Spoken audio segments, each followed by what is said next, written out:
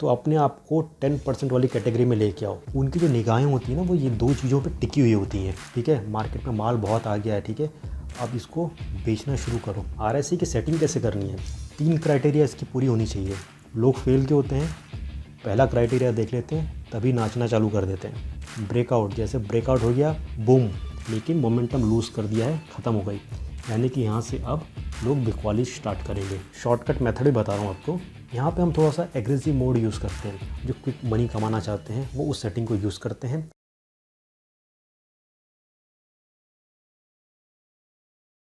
Hello friends, मैं ज़िया स्वागत करता हूँ सभी का ओपन फॉर प्रॉफिट के इस ट्रेडिंग पाठशाला के अंदर। और आज के इस ट्रेडिंग सेशन के अंदर बहुत इंपॉर्टेंट स्ट्रैटेजी है, वो आप लोगों के साथ मैं शेयर करूँगा। और हमेशा की तरह जो स्ट्रैटेजी रहेगी वो आपको मदद करेगी, हेल्प करेगी ट्रेडिंग के अंदर अच्छा खासा प्रॉफिट कमाने का। और जैसे कि इससे पहले मैंने आप लोगों के साथ कुछ स्ट्रैटेजीज शेयर की थी, जैसे कि 2 मिनट स्ट्रैटेजीज़ है, 7 डे स्ट्रैटेजीज़ है, उसके बाद मैंने मूविंग एवरेजेज जो शेयर किया था। उसी तरह से ये जो स्ट्रैटेजीज़ है ऑन आरएसआई बहुत इंपॉर्टेंट है, बहुत इंपॉर्टेंट है। कि जितनी पॉपुलर स्ट्रैटेजी है उससे कहीं ज़्यादा ये पावरफुल स्ट्रैटेजी है। पावरफुल और एक्यूरेट तभी है जब आप इसको सही तरीके से यूज़ करते हैं, सही तरीके से इसको समझते हैं। नॉर्मली 80 या 85% लोग आरएसआई को क्या समझते हैं मैं आपको बताता हूँ कि 70 से अगर ऊपर आता है तो वहाँ से सेल कर दो, 30 के नीचे आता है या 30 को टच करता है वहाँ से बाय करो। तो यहाँ पे फंस जाते हैं, यहाँ पे ट्रेड पूरा लॉस हो जाता है, ख़राब हो जाता है और उनको लगता है कि ये फालतू चीज़ है, ठीक है। तो इस वीडियो के अंदर मैं आपको बताऊँगा कि आरएसआई को कैसे पता करते हैं, ठीक है, उसके जोन कैसे होते हैं, उसमें कौन कौन से डाइवर्जेंस होते हैं, उसके बाद से इसका ब्रेकआउट कैसे पता करते हैं। तो 3 स्टेप का ये काम है। तो पहले मैं आपको थोड़ा सा थ्योरेटिकल समझाऊंगा एक एक चीज़, उसके बाद से प्रैक्टिकली भी समझाऊंगा चार्ट्स के ऊपर, ताकि पिक्चर जो है हमेशा की तरह क्रिस्टल क्लियर हो जाए और आपके भी जो ट्रेड हो प्रॉफिटेबल ट्रेड हो। तो किसी भी स्ट्रैटेजी को जब अच्छे से सीख लेते हैं, उसमें माहिर हो जाते हैं, तो ट्रेडिंग करना चुटकियों का काम होता है। एक चीज़ और यहाँ पे कहना चाहूँगा, अगर सपने पूरे करना चाहते हैं तो सपना देखना भी बहुत ज़रूरी है। और एक चीज़ और मैं नोटिस करता हूँ कि हमको जो चीज़ बहुत पसंद होती है, मैं कमेंट्स के अंदर भी पढ़ता हूँ, या जो हमारा लक्ष्य होता है, बड़ा लक्ष्य होता है, तो जितना हम उसको चाहते हैं उतना ही हम डरते हैं। जैसे अगर हम बात करते हैं कि ट्रेडिंग करके हम लखपति, करोड़पति वगैरह बन सकते हैं, तो तुरंत अंदर से एक आवाज़ आती है, या कुछ लोग कहते भी हैं कि अरे कहाँ बन सकते हैं यार, ये सब फालतू चीज़ है। ऐसा कभी होता है ट्रेडिंग करके कोई करोड़पति बन जाएगा, ये हो जाएगा, वो हो जाएगा, ठीक है। तो यहाँ पे आपके और आपके सक्सेस के बीच में ये एक बहुत बड़ा ऑब्स्टिकल है, डिसबिलीफ, ठीक है। तो जब तक आप बिलीव नहीं करोगे, बड़े सपने नहीं देखोगे, आप कभी नहीं पूरा कर सकते हो, ओके। अगर लॉन्ग जंप भी करना है आपको, सपोज़ कीजिए आपका टारगेट है 3.5 मीटर 4 मीटर की छलांग लगाना है, तो आपको प्रैक्टिस करनी पड़ेगी। 4 या 5 मीटर या 5.5 मीटर की प्रैक्टिस करोगे, तब जाके आप 3.5 या 4 का टारगेट पूरा कर पाओगे, ठीक है। तो मेहनत बहुत ज़रूरी है, पेशेंस बहुत ज़रूरी है, पॉजिटिविटी बहुत ज़रूरी है, ठीक है। ये सारी चीज़ें अगर आपके अंदर नहीं है, या आप थोड़ा बहुत प्रैक्टिस कर रहे हैं, रोज़ ट्रेडिंग कर रहे हैं और रिज़ल्ट नहीं आ रहा है, हताश होकर छोड़ देंगे, तो आप भी उन 90% की तरह हो जाओगे। तो अपने आप को 10% वाली कैटेगरी में लेके आओ, ठीक है, 90% वाले में मत लेके आओ। तो ये सब चीज़ों को ध्यान में रखना। और वापस यही कहूँगा कि अगर ये वीडियो पसंद आता है तो इस वीडियो को ज़्यादा से ज़्यादा लाइक दीजिए, शेयर कीजिए अपने दोस्तों के साथ, ट्विटर पे, फेसबुक पे, टेलीग्राम पे, व्हाट्सएप वगैरह पे, क्योंकि जितना ज़्यादा आप लोग सपोर्ट करोगे उतना ज़्यादा मैं कोशिश करूँगा नए नए कंटेंट्स लाने की। और बिलीव मी, एक कंटेंट को आपके साथ शेयर करने में बहुत टाइम लगता है, बहुत एफर्ट लगता है। इसलिए लगता है कि सपोज़ कीजिए मैं सपोर्ट और रेजिस्टेंस की मैं वीडियो बना रहा था, तो जब मैंने 1-2 घंटे उसको बनाया, तब मुझे बीच में ऐसा लगने लगा कि नहीं, ये सही नहीं है, ये लोगों को समझ में नहीं आएगा, इसको डिलीट करो। वापस से मैंने बनाया, फिर जब वो 80-90% कम्प्लीट हो गया, तब मुझे ऐसा वापस से लगा कि नहीं यार, ये चीज़ शायद एकदम बिगिनर वाले को ऊपर से चले जाएगा, ठीक है। तो इस तरह से हमें बहुत कंटेंट्स को डिलीट करना पड़ता है और फिर बहुत मेहनत के बाद एक फ़ाइनल कंटेंट तैयार होता है। और आप लोग की इतनी ज़्यादा रिक्वेस्ट थी बहुत दिनों से, बहुत महीनों से, कि सर टेक्निकल एनालिसिस के ऊपर वीडियो लेके आओ, तो वही चीज़ मैं आपको लेके आ रहा हूँ। तो बस अपना सपोर्ट और प्यार बना के रखिए मेरे साथ और इस चैनल के साथ। तो आज जो स्ट्रैटेजी मैं आप लोगों को सिखाने वाला हूँ वो है रिलेटिव स्ट्रेंथ इंडेक्स, यानी कि आरएसआई। रिलेटिव स्ट्रेंथ इंडेक्स में स्ट्रेंथ जो वर्ड है, मतलब क्या हो गई, ताकत हो गई। तो आरएसआई एग्जैक्टली कैसे हमें हेल्प करता है पता करने के लिए कि अब यहाँ एंट्री लेनी है यहाँ से मार्केट ऊपर जाएगा या यहाँ से हमें शॉर्ट करना है, मार्केट नीचे जाने वाला है, कैसे बताता है? देखिए RSI जो होता है वो एक तरह का मोमेंटम ऑसिलेटर होता है। ऑसिलेटर क्या होता है? जो दो जोन्स होते हैं उसके बीच में इस तरह से घूमना, ठीक है, वो एक ऑसिलेटर हो जाता है। तो RSI क्या करता है, वो बुलिश और बेरिश जो मोमेंटम होता है किसी भी एसेट का चार्ट के ऊपर, उसको कंपेयर करता है, यानी कि कितना गेन हुआ, कितना लॉस हुआ, वो सारी चीज़ों को वो RSI अपने चार्ट के अंदर प्लॉट करता है। RSI की जो प्लॉटिंग होती है वो 0 से 100 के बीच में होती है। मतलब RSI की जो वैल्यू होती है वो कभी 10 होगी, 20 होगी, 40, 50, 60, 70, 80, 90, फिर वापस से नीचे, इस तरह से चलती रहेगी depending upon the bearish and bullish momentum on the chart. समझ गए यहाँ तक? अब चीज़ों को हम ज़्यादा कॉम्प्लिकेटेड नहीं करेंगे, जितनी ज़रूरत है उतना ही सीखेंगे, समझेंगे। अगर ज़रूरत पड़ी तो और एडवांस तरीके से सीखेंगे, लेकिन फ़िलहाल जितना मैं बता रहा हूँ वो मोर देन इनफ है आपको अच्छी खासी ट्रेडिंग करने के लिए using RSI। How to use RSI? RSI को यूज़ करने का बहुत सिंपल तरीका है।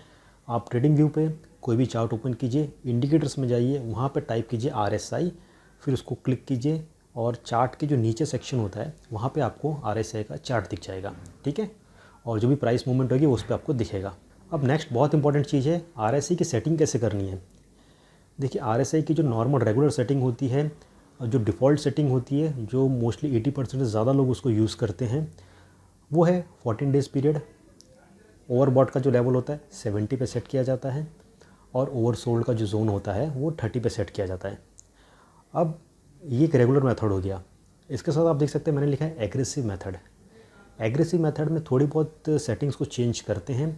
जो बड़े बड़े एनालिस्ट होते हैं, जो फास्ट ट्रेडर्स होते हैं, जो क्विक मनी कमाना चाहते हैं, वो उस सेटिंग को यूज़ करते हैं और वो नॉर्मली इंट्राडे ट्रेडिंग जो होती है उसके अंदर यूज़ किया जाता है, या आप अगर कुछ स्कैल्पिंग वगैरह कर रहे हैं तो उसके अंदर उसको यूज़ किया जाता है। तो उसकी जो सेटिंग्स है वो मैं आपको आगे चल के बताऊँगा, थोड़ा सा इंतज़ार कीजिए। तो RSI का जो प्लॉट होता है इस हिसाब से होता है, नीचे होता है 30 होता है और ऊपर में होता है 70 का मतलब ओवरबॉट, यानी कि अगर जो ग्राफ में आप लाइन 70 के ऊपर देख रहे हैं उसका मतलब ये होता है कि मार्केट में माल जो है वो ज़्यादा से ज़्यादा ख़रीदा जा चुका है, मतलब ज़्यादा से ज़्यादा बाइंग हो चुकी है उसकी, बहुत ज़्यादा लोग बाय करते हैं। तो ये जो होता है इसको हम कहते हैं ओवरबॉट, ठीक है।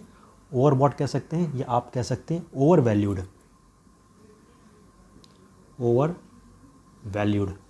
इस हिसाब से आप कह सकते हैं, ठीक है, समझ गए। अब जब बिकवाली होती है, सेलिंग हो रही है, ठीक है, हद से ज़्यादा जो सेलिंग हो गई, मतलब माल बिकते जा रहा है, ठीक है, क्यों बिक रहा है? क्योंकि उसको कुछ वैल्यू नहीं है, यानी कि वो हो जाता है हमारा ओवरसोल्ड, और उसकी कुछ वैल्यू नहीं है, मतलब क्या हो गया? Under valued. मतलब लोग क्यों बेच रहे हैं? लोग इसलिए बेच रहे हैं कि भाई इसके आगे कुछ वैल्यू नहीं है, कुछ बढ़ने वाला नहीं है, निकाल दो माल निकाल दो, उसको हम कहते हैं अंडर वैल्यूड, ओके। अब जो ट्रेडर्स होते हैं, एनालिस्ट होते हैं, या जो चार्ट्स वगैरह देखते हैं, उनकी जो निगाहें होती हैं ना वो ये दो चीज़ों पे टिकी हुई होती हैं। पहली चीज़ ओवरबॉट, ठीक है, मार्केट में माल बहुत आ गया है, ठीक है, अब इसको बेचना शुरू करो, तो यहाँ से उसकी सेलिंग होती है। और इसकी जो नॉर्मल डेफिनेशन जो लोगों ने अपने दिमाग में बैठा ली है कि 70 के ऊपर जब भी जाएगा, ठीक है, आपको बेचना है, और 30 के नीचे जब आता है यानी कि बहुत ज़्यादा माल बिक चुका है, ठीक है, अब यहाँ से इसकी वापस से खरीदी स्टार्ट होगी, तो यहाँ से बाइंग या लॉन्ग पोजीशन ओपन कर लो। बहुत सारे लोग इस जोन में फंस जाते हैं 70 में, क्योंकि 70 के बाद वो नीचे नहीं आता, ऊपर चले जाता है। और बहुत सारे लोग यहाँ पे फंस जाते हैं 30 के नीचे, जब यहाँ से ये अपनी बाइंग या लॉन्ग पोजीशन ओपन करते हैं, क्योंकि यहाँ से प्राइस ऊपर नहीं आता, प्राइस और नीचे चले जाता है, 10 पे चले जाता है या 5 के आसपास भी चले जाता है, ठीक है। तो लोग इसलिए फंसते हैं क्योंकि उन्होंने जो एंट्री ली है वो सही चीज़ को कैलकुलेट करके नहीं ली है, सही लेवल पे नहीं ली है, सही ब्रेकआउट पे नहीं लिया है। तो अब मैं आपको जो सिखाने वाला हूँ बहुत ही शॉर्ट में, बहुत ही सिंपल तरीके से समझाने की कोशिश करूँगा कि RSI को कैसे यूज़ करना है एक सक्सेसफुल एंट्री लेने के लिए, या लॉन्ग पोजीशन के लिए, या शॉर्ट पोजीशन के लिए, जहाँ पे आप फंसे ना। 3 क्राइटेरिया इसकी पूरी होनी चाहिए। पहली क्राइटेरिया क्या है? ओवरबॉट या ओवरसोल्ड जोन के अंदर आना, ठीक है। उसके बाद से अगर हमें बाय करना है, ठीक है, यानी कि हम ओवरसोल्ड की तरफ से हैं, यानी हमें बाय करना है, तो हमें बुलिश डाइवर्जेंस का पता करना पड़ेगा, और अगर हम ओवरबॉट की तरफ से यानी ऊपर की तरफ है और हमें शॉर्ट करना है तो हमें वहाँ ढूंढना पड़ेगा बेरिश डाइवर्जेंस। ओके, जब क्राइटेरिया 1 और क्राइटेरिया 2 पूरा हो जाता है, तीसरा क्राइटेरिया होता है वो हमें पता करना है ब्रेकआउट। सबसे इम्पॉर्टेंट चीज़ ब्रेकआउट। जैसे ब्रेकआउट हो गया, बूम, प्रॉफिट। लोग फेल क्यों होते हैं? पहला क्राइटेरिया देख लेते हैं तभी नाचना चालू कर देते हैं। दूसरे क्राइटेरिया तक अगर कुछ लोग पहुंच जाते हैं तो सही डाइवर्जेंस का पता नहीं होता है, वहाँ पे फेल हो जाते हैं, लेकिन फिर भी उनको थोड़ा बहुत सक्सेस तो ज़रूर मिलता है। बड़ा लंबा प्रॉफिट के लिए ब्रेकआउट का इंतज़ार कीजिए। 2 दिन लग रहा है, 3 दिन लग रहा है, इंतज़ार कीजिए। जैसे अभी की बात कर लीजिए, जो मैंने 7 डेज स्ट्रैटेजी बताई थी, आप में से जिन लोगों ने अगर वो वीडियो नहीं देखी तो ऊपर आई बटन पर क्लिक करके वो वीडियो देख सकते हैं। और हाल ही में हमारे एक सब्सक्राइबर हैं, उन्होंने उस स्ट्रैटेजी को यूज़ की। जो पी लेवल था वहाँ पे एंट्री लिया, प्राइस जब उसके ऊपर चल रही थी एंट्री लिया, और उसके बाद प्राइस ने R1 R2 को तोड़ा और BTC का प्राइस चले गया 7,800। ज़बरदस्त प्रॉफिट। ओके, उसके साथ बहुत सारे लोग ने 2 मिनट स्ट्रैटेजी है उसको भी यूज़ कर रहे हैं। अगर वो वीडियो आपने नहीं देखी तो ऊपर आप देख सकते हैं, जहाँ पे हम 20 और 200 EMA को यूज़ करके अच्छा खासा प्रॉफिट कमाते हैं, और 2 मिनट के टाइम फ्रेम में। ओके, आप दोनों वीडियो देख सकते हैं। कुछ समझ नहीं आए तो क्वेश्चंस करना, बड़ी खुशी होगी मुझे उसको रिप्लाई करने में। ठीक है, अब मैं आपको बताता हूँ कि बुलिश डाइवर्जेंस और बेरिश डाइवर्जेंस कैसे पता करते हैं, और उसके बाद से ब्रेकआउट कैसे पता करते हैं। ठीक है, बुलिश डाइवर्जेंस एग्जैक्टली क्या होता है? सपोज कीजिए चार्ट है ऊपर, ओके, एसेट का चार्ट है, और प्राइस नीचे नीचे जाता है, लोअर लोस बनाते हुए जा रहा है। ओके, अब ये RSI का है 100 0, 30 ओवरसोल्ड, 70 ओवरबॉट। प्राइस ने क्या किया? प्राइस नीचे गिरते हुए आ रहा था, उसने क्या किया? 30 के जो मार्क है उसको क्रॉस करके नीचे आया, एक लोअर लो बनाया। उसके बाद क्या किया है, RSI का जो लेवल थोड़ा सा ऊपर गया, 30 को टच नहीं किया, वापस से नीचे आया और एक हायर लो बना के उसने 30 के मार्क को तोड़ा। ठीक है, तो ये जब सिनेरियो आता है कि एक नीचे lower lows higher lows RSI के अंदर, और जो प्राइस है वो लोअर लोज बनाते हुए जा रहा है, तो वो हो जाता है हमारा एक बुलिश डाइवर्जेंस। ये देखो, ऐसी लाइन, यानी कि इस तरह से जो लाइनें तैयार होती हैं, that is called bullish divergence. तो उसके होने के बाद क्या रहता है, प्राइस थोड़ी देर के बाद, या कह सकते हैं आप डेली चार्ट देख रहे हैं तो 1 या 2 दिन के बाद 15 मिनट्स का देख रहे हैं, तो 1-2 घंटे के अंदर प्राइस यहाँ से ब्रेकआउट ज़रूर करेगा, और उस हिसाब से प्राइस ऊपर की तरफ जाता है। ठीक है, ये मैं आपको चार्ट के अंदर भी ये पूरा एग्जांपल समझाऊंगा। अब हम बात करते हैं बेरिश डाइवर्जेंस की। ओके, यानी कि जब बेरिश डाइवर्जेंस दिखेगा तो हमें क्या करना है? शॉर्ट पोजीशन ओपन करनी है, सेल करना है। मतलब कि मार्केट में प्राइस जो रहेगा वो एसेट का नीचे की तरफ जाएगा। इन शॉर्ट, RSI का जो मोमेंटम है वो भी कम होता हुआ नज़र आएगा। ये चार्ट है, यहाँ पे आप देख सकते हैं, प्राइस नॉर्मल चल रहा था, फिर प्राइस जो है हायर हाइज बनाते जा रहा था, मतलब प्राइस काफ़ी ऊपर की तरफ चल रहा था। उसी हिसाब से RSI जो है, अगर प्राइस ऊपर जाएगा तो RSI भी ऊपर की तरफ चलता रहता है। ठीक है, तो प्राइस भी ऊपर की तरफ गया, प्राइस ने भी हाई बनाया, 70 को ऊपर की तरफ चला गया, ओवरबॉट का जो जोन था उसको उसने फुलफिल किया। उसके बाद से हमें क्या ध्यान देना है कि एक बार जब ऊपर जाता है फिर वापस से एक लोअर हाई एक और बनाता है, यहाँ पे आके वापस से एक लोअर हाई बनाता है। ठीक है, तब ये बन जाता है एक डाइवर्जेंस बन जाता है, बेरिश डाइवर्जेंस बन जाता है। यानी कि RSI जो है वो हाई जाके उसका जो मोमेंटम है, ठीक है, वो अब उसने लूज़ कर दिया है। मतलब कोशिश की थी वापस ऊपर जाने की, लेकिन मोमेंटम लूज़ कर दिया है, ख़त्म हो गई। यानी कि यहाँ से अब लोग बिकवाली स्टार्ट करेंगे, और ऊपर भी हायर हाई हमें मिला है। तो जब ये सिनेरियोज होता है, अब ब्लू लाइन को देखो, ये इस तरह से लाइन, इस तरह से लाइन, यानी कि इस तरह से जब लाइन कंप्लीट दिखती है हमें, उसका मतलब होता है बेरिश डाइवर्जेंस। ठीक है, और बेरिश डाइवर्जेंस जब भी आता है प्राइस नीचे की तरफ आता है। ठीक है, तो ये जो है ये क्राइटेरिया नंबर 2 है, ये फुलफ़िल होनी चाहिए। दूसरी चीज़ एक और यहाँ पे आपको एक टिप देने की कोशिश करता हूँ। इन शॉर्ट समझने की बात करते हैं। जब भी प्राइस सपोज़ कीजिए ओवरसोल्ड के जोन में है, तो अगर डबल बॉटम बनाता है 30 के नीचे, जैसे 30 के नीचे इस तरह से डबल बॉटम बनाता है, तो वहाँ पे आप बाय कर सकते हैं। 70-80% चांसेस हैं कि यहाँ से प्राइस जो है ऊपर की तरफ जाएगा। ठीक है, एक ये शॉर्टकट मेथड ही बता रहा हूँ आपको। दूसरी चीज़ 70 जो है, 70 के ऊपर जब आपको डबल टॉप या ट्रिपल टॉप इस तरह से अगर दिख जाता है, तो आप यहाँ से सेल या शॉर्ट ओपन कर सकते हैं, प्राइस नीचे जाएगा। ओके, तो ये चीज़ पे भी आपको ध्यान देना है। तो सेकंड पार्ट आप समझ गए होंगे, हमें पता करना है बुलिश और बेरिश डाइवर्जेंस, वो यहाँ पे हमने सीख लिया है। अब फाइनल स्टेप पे लेके चलता हूँ, जहाँ पे पता करना है ब्रेकआउट। ब्रेकआउट का मतलब क्या हो गया, एंट्री लेनी है उस पोजीशन पे। ठीक है, उस लेवल पे एंट्री लेनी है। बुलिश ब्रेकआउट की क्या क्राइटेरियाज़ है, जब लेवल जो है 30 को क्रॉस करके नीचे आ जाएगा, एक डिप बनाएगा, उसके बाद से 30 के ऊपर जाएगा, लेकिन वापस से 30 को तोड़ेगा नहीं, उसको ऊपर ही रहेगा, और फिर प्राइस ऊपर जाके वापस से एक ये डिप बनाएगा इस तरह से। ठीक है, और ऊपर जाके जब वापस नीचे आता है, तो ये जो लेवल है 3 नंबर का, वो बन जाता है ब्रेकआउट लेवल। और फिर यहाँ से अगर इसको ये तोड़ देता है, तो आपको यहाँ पे एंट्री लेनी है लॉन्ग पोजीशन की। ओके, अब आप अगर जब चार्ट देखेंगे थोड़ा प्लस माइनस अगर हो सकता है। ओके, और उसी समय आप ऊपर भी देखेंगे तो प्राइस उस चीज़ को रिफ्लेक्ट कर रहा है, और जब ब्रेकआउट को तोड़ेगा तो प्राइस बहुत तेज़ी से ऊपर की तरफ जाएगा। ठीक है, क्योंकि सभी लोगों की नज़र, जो बड़े बड़े इंस्टीट्यूशंस होते हैं, स्टॉक ब्रोकिंग की बात करते हैं या क्रिप्टो ट्रेडिंग की बात करते हैं, ठीक है, जो बॉट्स वगैरह यूज़ करते हैं, एल्गोरिदम्स वगैरह यूज़ करते हैं, वो ये सारी चीज़ों को सेट करके रखते हैं। ठीक है, तो अचानक जब ऐसा ब्रेकआउट होता है, तो सबके जो बॉट्स वगैरह होते हैं वो रिएक्ट करना चालू कर देते हैं, और प्राइस बहुत तेज़ी से ऊपर जाता है। ओके, तो आप और हम तो मैनुअली खुद करते हैं, तो हो सकता है उतनी जल्दी हम रिएक्ट ना करें, लेकिन जब क्राइटेरिया 1 और 2 कंप्लीट हो जाता है, तब आपको हमें तैयारी कर लेनी चाहिए एंट्री लेने की। ओके, कभी भी यहाँ पे एंट्री मत लो, यहाँ पे एंट्री मत लो।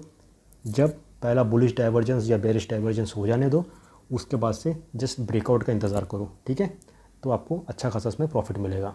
उसी तरह अगर हम बेरिश ब्रेकआउट की बात करते हैं, वो भी बहुत सिंपल है, जस्ट उसका अपोजिट है। यहाँ से आप देख सकते हैं जब प्राइस 70 के ऊपर गया, पहली कंडीशन फुलफ़िल कर दी, उसके बाद से 70 को तोड़ के वापस से उसने एक डिप बनाया, और तीसरा डिप जो बनाया उसने वापस से जब नीचे की तरफ आया, तो इस लाइन को ब्रेकआउट जो लेवल था इसको तोड़ दिया। मतलब कि ये सपोज़ कीजिए कि RSI के अंदर एक सपोर्ट था, इस सपोर्ट को इसने जब तोड़ दिया, तो वो हो गया हमारा एक ब्रेकआउट। तो आप यहाँ पे इस लेवल का वेट कीजिए एंट्री लेने के लिए। जब ये इसको तोड़ता है, तब आप प्राइस ऊपर मैच कीजिए, जो होता है वहाँ पे आप एंट्री लीजिए। ठीक है, कोई बात नहीं, आपने थोड़ा ऊपर एंट्री नहीं लिया, ठीक है, लेकिन आपने जो एंट्री ली है वो एक सेफ जोन है, that matters a lot. Risky zone में एंट्री लेने से अच्छा एक सेफ जोन में एंट्री लीजिए, ताकि आपकी जो ट्रेड हो वो सेफ़ रहे। ठीक है, नुकसान ना हो। तो भले आपने यहाँ नहीं लिया, यहाँ पे एंट्री लीजिए, सेफ जोन के अंदर है, ब्रेकआउट होगा, अच्छा खासा आपको और प्रॉफिट मिल जाएगा उसके अंदर। ये चार्ट मैंने ओपन किया है, BTC USD का है, बिटमैक्स का चार्ट है, 15 मिनट्स का है।